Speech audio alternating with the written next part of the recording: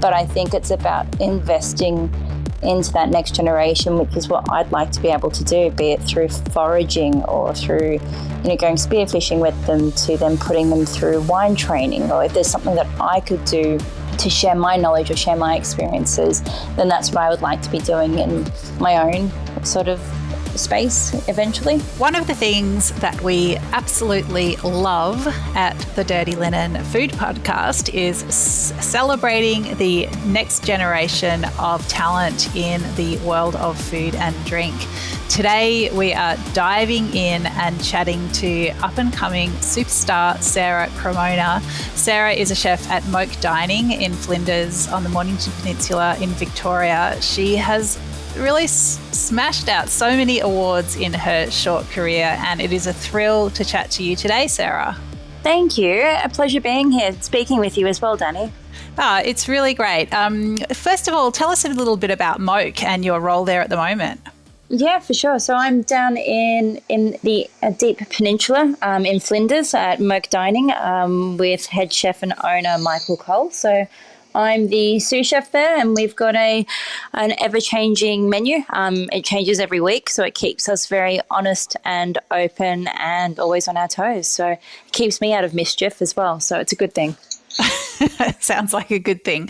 I think the first time that I heard of you was when you were the Host Plus Hospitality Scholarship Award winner in 2022. We actually crossed paths earlier than that as well, Dani. Oh, you'll have to remind me now. I was going to say the dessert degustation that Pierre Roloff used to do. Ah, were you working with Pierre? I was a part of the selection group that got to do their own dessert for the dessert pop-up that he does once every kind of blue moon with a couple of up-and-coming chefs or pastry chefs, I should say. Was it in Brunswick? No. It was at the Essential Ingredient in Paran. Okay. Well, tell me what you made with Pierre, because we've had Pierre on the podcast when we did a series around people who left hospitality to do other interesting things. And Pierre, as I'm sure you know, is now a fireman. So he's certainly had a big 180. Tell me about that.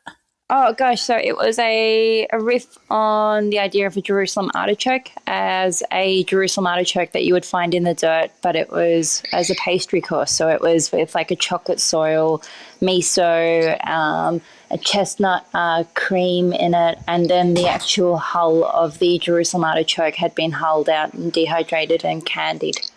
Oh, Sarah, I totally remember that now. Yeah. We can't edit around this, but we're just going to have to say that I just did not put that together with the rest of the story of yours that I know. So my apologies. But yeah, I absolutely remember even where I was sitting when I ate that and how fun and surprising it was. Yeah, and Jerusalem artichokes do have that sweet, nutty caramelization that you can coax out of them, and you really achieved it with that dessert. So there you go. There you go. Yeah. Okay, let's take a different tack, because I guess what I wanted to start with, and we can start at that point as well, is that you seem to be a chef who puts yourself up for all kinds of opportunities and challenges. Tell us about the way you've, I suppose, forged a career and did different pathways for yourself as a chef. Yeah, so I didn't actually start as a chef. I used to work in corporate in, that wonderful taboo department called human resources.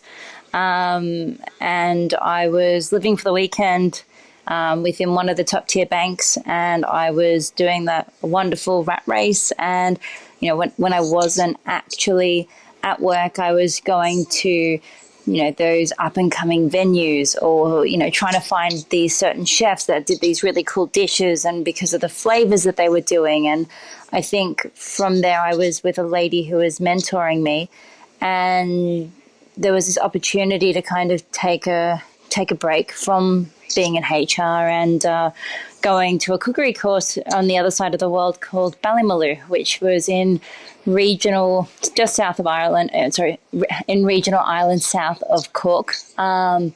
And it was this paddock to plate philosophy where you lived on site and you were doing everything from organic crop rotation through to dealing with their micro dairy on site and dealing with raw unpasteurized milk and then their sourdough stream. And then when you weren't doing all of that, you were actually in a kitchen cooking for 3 months. So that's kind of where it all started. And I suppose from there, I just have taken that approach of I suppose if you're going to fail fast.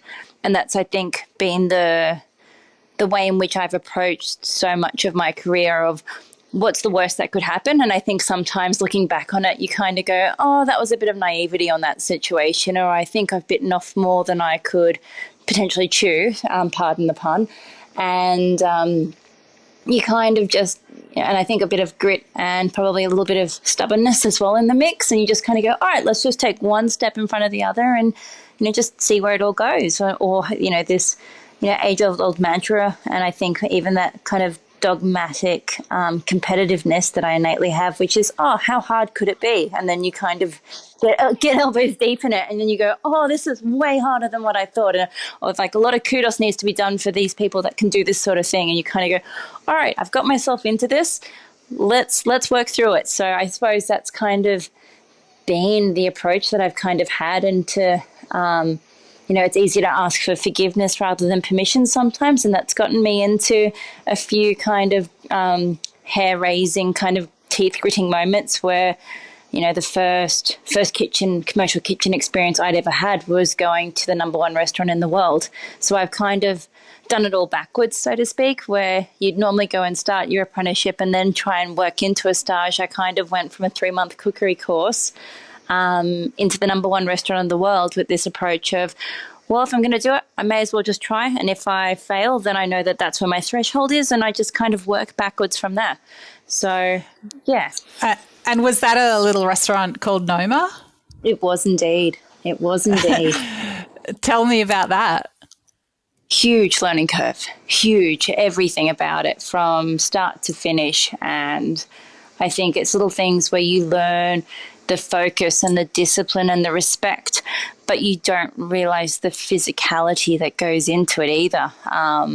Having come from corporate human resources where you work maybe, not quite 9 till 5, but a much more civilized sort of working pattern to, a fine dining chef at one of the pinnacle of what it means to be in fine dining. And you kind of go, what do you mean we're now going to do this Saturday night project at 3 a.m. in the morning? It's like, this is what you do.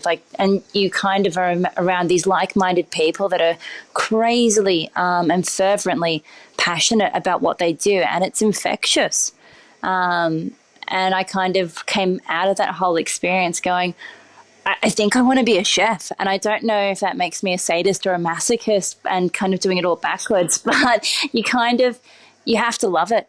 And you have to love that whole idea of being hospitable, because it's a service-based industry, really. And I think, having had that as my starting point and those foundations to then go and do an apprenticeship, you kind of, and I think that hindsight of being that little bit older, you kind of approach things a little bit differently because you don't have time on your side. You're not the youngest. You're not 18 years old and you can push through it with a lack of sleep. You kind of go, I need to find a faster way of doing this and a smarter way of doing this because I can't physically do what an 18-year-old can do. So you kind of have to be a little bit more judicious as well sometimes. So what kind of choices have you made that you think perhaps are a little bit more strategic than you might have been if you felt like, you had, more time to build a career?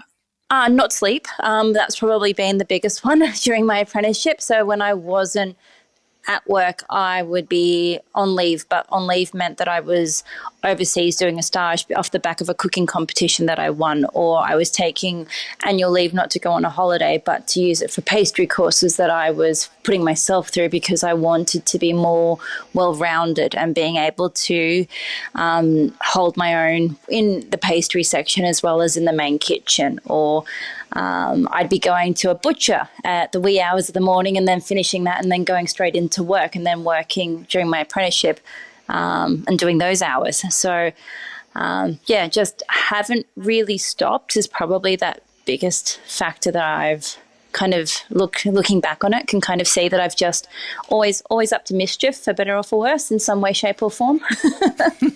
I can hear that steeliness and that ambition, that sort of competitive drive in you. But I wonder what it is about food and restaurants that really hooked you in. Like, what is it that grabbed you so hard and wouldn't let you go? I think it's the food, and I think it's that whole idea of that community and breaking bread with someone and seeing something being expressed in a certain way. Like, for example, seeing what different iterations or interpretations of a classic dish could look like duck à l'orange, and then seeing what Sepia did with their way of which they were doing duck à l'orange, and it was a completely revamped way of heightening it and seeing it in a totally different lens. So, yeah, I think that's kind of where it all started. And I think also being in my early 20s and having that ability to be spoilt for choice for really nice wine and everything else, you kind of go, like, what do you mean that this is, a Chateau Neuf de Pape? I thought this was just a normal, glass of wine, because you don't know what you don't know. And I think you kind of have that. I think now looking back on it, you kind of go, well, these were just such defining moments that kind of all marinated and made this wonderful mix of why I wanted to be in the industry and why I, fervently love it and absolutely adore it. And am, wildly passionate about it, but I think in some aspects beyond frustrated with some of the status quos of it as well. Well, let's talk about those, because I mean, one thing that I wanted to ask you about is, you talk about your endless drive and, you haven't slept in however many years, whatever it is. I mean, there's so much talk in the industry about balance these days, and that people shouldn't be asking apprentices to, do those crazy hours to run themselves into the ground. Of course, if somebody, wants to do all the extracurricular stuff themselves, like, that's a choice. But I mean, how do you look at people who are coming up behind you and this idea of finding that balance between excellence, endeavour, and any semblance of balance? I think the thing that I've been really fortunate and really lucky with for finding has been that whole finding someone and something that keeps you grounded. And I think for me, that's probably been my saving grace in a lot of times where I've had voices of reason through mentors and family that have kind of gone, this is the point where you need to stop. Tomorrow will still be there, but right now you just need to just put the book down. You need to learn how to switch off. You need to just not be constantly tinkering in your kitchen. You just need to find other things outside of what it means to be in a kitchen that actually fulfill you as well, because that then helps give you that balance. And I think that's, in some ways, that's what keeps you sane as well, with how demanding it is in a kitchen, that, there's life outside of the kitchen as well at times, which I have been guilty of forgetting as well. So it's, pot calling kettle black in some instances in that one. Are you good at listening to those voices that say, Sarah, come on? I'm better than where I was, that's for sure. But it's, and that's a part of the growth and the journey. And I think some of it's also, approaching it and kind of going, well, I'm not in my 20s anymore. I actually do need X amount of sleep, and I do need that, that time outside of work. And I think that's the thing that I've been really enjoying is what we do at Moke, which is a compressed work week. And I think, having that split of 4 days on, 3 days off really allows you to decompress from work and then still have enough time in the weekend that you're not just literally waking up, putting washing through the washing machine, through the dryer, washing your bed sheets, and then maybe getting 5-6 hours to yourself. You've actually got a weekend still.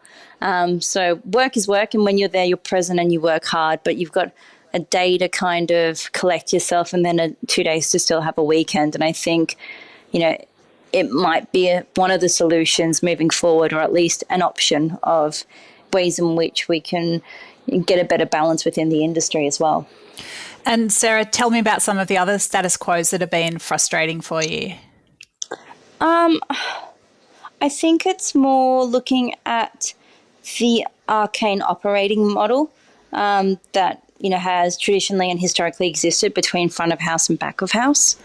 And I think there's that really hard line that I've seen as a chef where chefs draw between front of house and back of house. And I think given the way that our society is and our economy and the way that people are spending and what we even do in high-end fine dining and what I've been a part of is where you start to kind of merge those two realms together. And I think part of it, and being a little bit spoilt for choice, is having been able to do it historically at Noma, where we used to do plate drops for customers, but then also at Moke, where I've been pouring wines and doing front of house shifts and that sort of thing to round out my own understanding of what actually is involved on the other side, so to speak, on the other side of the pass that we sometimes forget because it's all about the food and all about the cooking. But I think we kind of forget that at the end of the day, if we don't have a customer or a guest, I should say, if we don't have a guest, then what we do is obsolete. There's no, you don't just cook for yourself. You cook because it's wanting to share something or to create nostalgia or to conjure up something. And for people to go out dining, it's about being able to have an experience. And I think that's sometimes where we forget that there's so much more to it than just that dish that we're putting up as well sometimes. Yeah, interesting. And I mean, do you feel like that same, misunderstanding happens the other way, like from front of house to the kitchen? I think everyone's guilty of it and no one's completely innocent by all means. But I think it's also, where we are in this weird current state where labor costs are so high and staffing and everything. We've got to find, I think, lateral solutions to the way that we move forward. Does the traditional role of a chef still exist, or do we need to be a little bit more of a jack of all trades?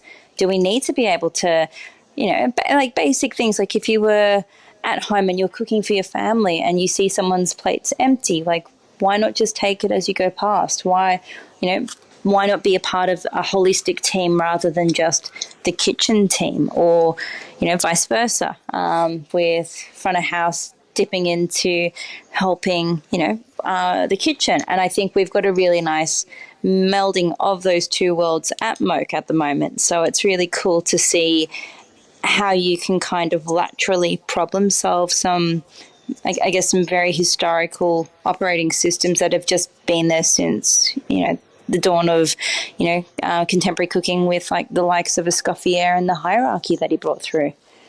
It's really interesting. I mean, and I suppose what you're pointing to is that, the realities of costs and staffing. And of course, it's, you're in a regional area. It's generally harder to staff those regional restaurants. So it's a solution that you're sort of stepping your way towards that's born of necessity in some ways, which I suppose, is how some of the best, solutions to problems often come about. It's, look how this actually works.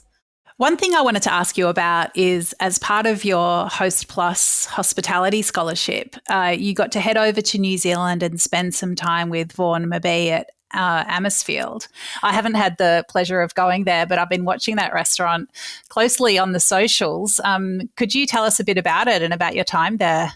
Yeah, for sure. Vaughan Mabee and his team at Amersfield are a lot of fun, a lot of fun. And it makes me smile like crazy just thinking about the time that I had there back in May with Vaughan and his team, and they were so generous. I was really lucky to spend 3 weeks there. And for me, Vaughan's philosophy is very akin to my own, with wanting to be in symbiosis with the wild. So his approach is around, he's got 2 gun dogs like myself, and he goes out hunting, and it's that ability to really, I think, recalibrate the diner with actually that food does come from the wild and it comes from outside, and, this is what we are able to do. And I think, with being a hunter, Vaughan has that view of, I guess, environmental, that sustainable environmental sort of conservationalist approach, where you only take what you need, but then you're honoring the produce as well and showing a lot of respect to the produce and then highlighting it and then using it as an education tool for diners, which is very close to my own heart as well. And seeing what he's able to do and the team that he's got and everyone being so passionate about what they're doing, and that it's never a dull moment either, in that you're always up to something, or Vaughan comes back in and he's gone on a hunt and there's a deer, or that there's ducks in the back of the truck that he's got, and you kind of go, all right, cool. We're going to be cleaning some spiker deer heads, and seeing then how that then transforms and translates into the diner's experience. Like, for example, Pat Norse just went over there and they did this dish that they're still doing when I was there back in May, which was using deer milk to then recreate a deer antler. And so then you get presented as a diner the ice cream as a dessert, but it's actually on the skull of a deer, and the antlers are edible, and they place it onto your plate, and then they use a caramelized beetroot sauce. So it then looks like the blood and bone, so to speak, but a little bit more elegantly said and put as well. And I think that kind of recalibrates the diner in terms of what we actually do, where we actually sit within the grand scheme of food and apex predators and all that kind of stuff. But also then the fact that this is all very much so available just literally outside of Queenstown, and being able to honour it and show it and showcase it and bring light to it as well.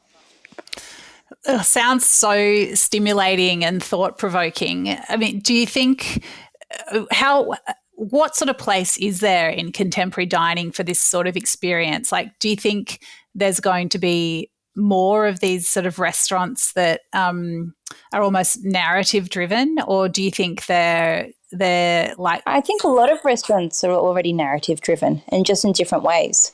I think different philosophies are a way of highlighting this, but I think it's also, if you're going to do that hunter-gatherer approach, I should say, that feasibility has always been really hard within Victoria, based around legislation, like little things like, kangaroo meat's technically classed as, dog food in Victoria, yet you can go to the abattoirs over in New South Wales over the Murray River, and then that's completely fine for human consumption. So I think there's a lot of, and I think having spoken to Vaughan about it, there's a lot of legislative changes that are required, and more open-mindedness to be able to have more hunter-gatherer approach styled dining options, particularly in Australia.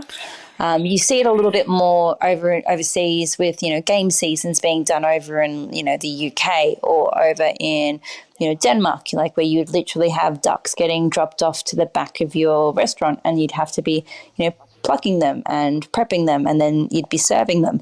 But over here in Australia, there seems to be a really high resistance to being able to implement such a thing. So I think it's a journey, but I think it's also about, that age-old argument of it comes down to education to the general public, education to the diner, education to the staff, education to the, the chefs. And I think there's a lot to be said for the ways in which our grandfathers used to do things back overseas, and they'd go out hunting for rabbits, and then they'd use everything and wouldn't waste anything, and like fermentation and preservation and curing meats, and all of that was a way of preserving what they had available to them.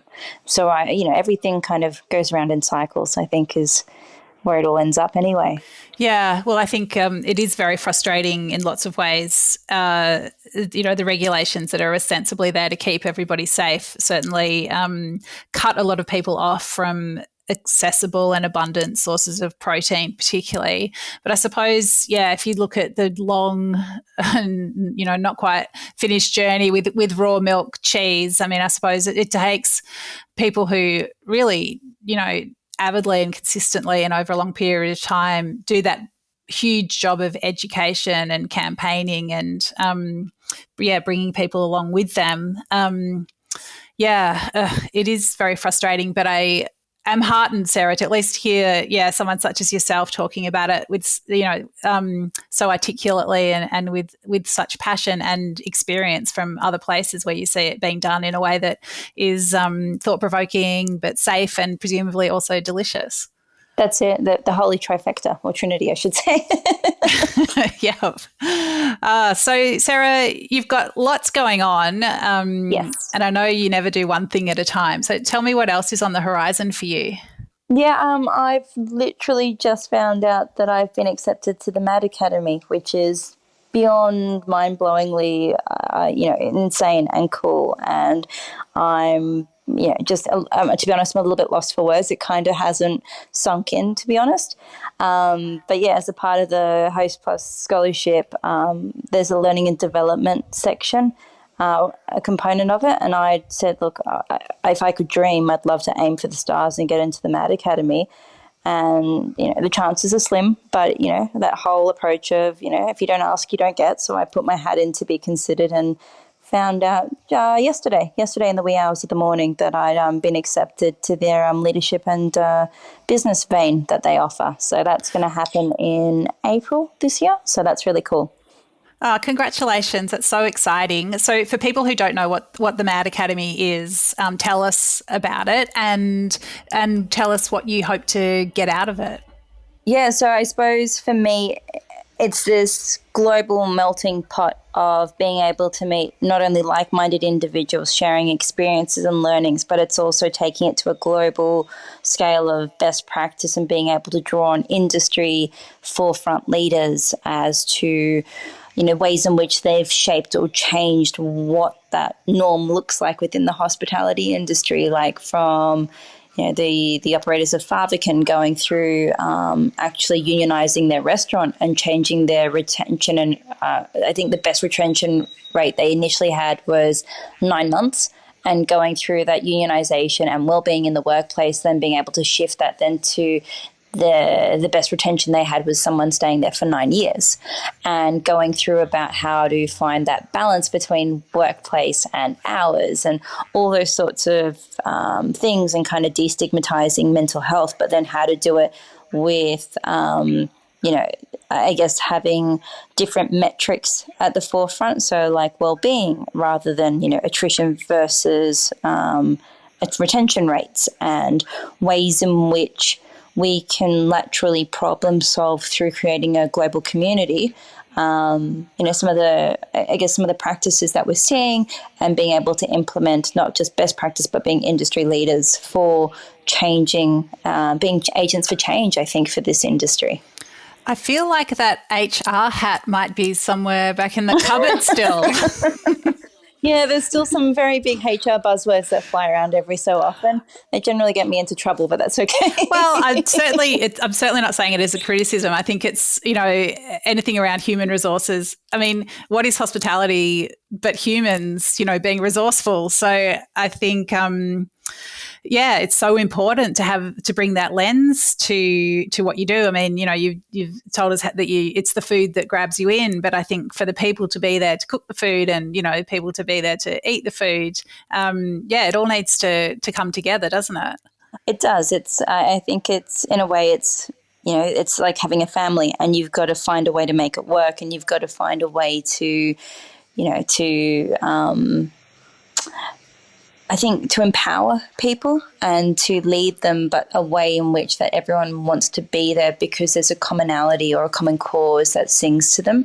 It might be the food philosophy. It might be the way that they do service. It might be, the hours that are offered to them. But I think it's about how do you find that tribe, so to speak, and how do you find that sweet spot as well. So we love to share wisdom, or the wisdom of our guests on this podcast. And Sarah, what would you say to somebody who's thinking about a career in hospitality, or wondering what next step to take? Perhaps they're feeling a little bit lost in their current role and wondering how to see a way forward. What sort of words of wisdom do you have to share? Ask someone. Find someone that you find aspiring to, or someone that you would like to pick their brain and ask them. And I think that's the thing that I've been really fortunate with some of the mentors that I've found along the way, was that if I wasn't sure, I'd always ask, if you've got a minute, can we catch up for a beer or for a coffee or something? I'd really like to just pick your brain on something. Or I'm kind of at a juncture, or I'm a bit lost and I don't know what to do, or I'm thinking of going down this vein. Do you mind if we can catch up and have a bit of a talk and flesh it through with someone that's been in the industry for 20 years compared to my small tenure in the industry, and kind of seeing their words of wisdom. And I think I've been really lucky to find like-minded chefs and an old guard of chefs that have been extremely generous with their time and their learnings. And I've been fortunate enough to be able to share what little learnings I've picked up along the way with a couple of people. But I think that would be my advice to someone else, is to be hungry, to find something that grounds you, but then to ask. If it's to ask for help or ask for guidance, but to ask as well, and not to be afraid of asking. Because as you've said, what's the worst that could happen? Yeah, nothing ventured, nothing gained. Oh, how hard can it be? And then you kind of get thrown into the bowels of the beast. But ask. Totally. And do you have a sort of horizon, something that you're working towards yourself? I think, like everyone else, I'd like to do something of my own eventually. What it looks like, I'm not too sure. I know what I would like it to have involved in terms of, a holistic local community engagement, focusing on things like well-being and, education of the staff, and being an employer of choice. And I think the thing that kind of I find so confusing is that we're meant to, as an industry, we're always finding people and finding the next contemporary thing, fascination, be it what you will call it. But then, some of the industrial awards that we have to use that govern us are quite backwards in a way. So things like, we have same-sex relationships now, and we have people that are transgendered, or, we have so many different melting pots in this microcosm of a society in our businesses and in our industry, and yet our award doesn't support that. And I think for things like me, it sounds really trivial, but I'd love to have somewhere of my own that I could change it from having maternity leave and paternity leave to primary caregiver and secondary caregiver, because that removes the gender association around, that family, whatever that family looks like, but it removes that gendered family dynamic and little things like that, I think. And maybe that's a bit of my HR background coming through.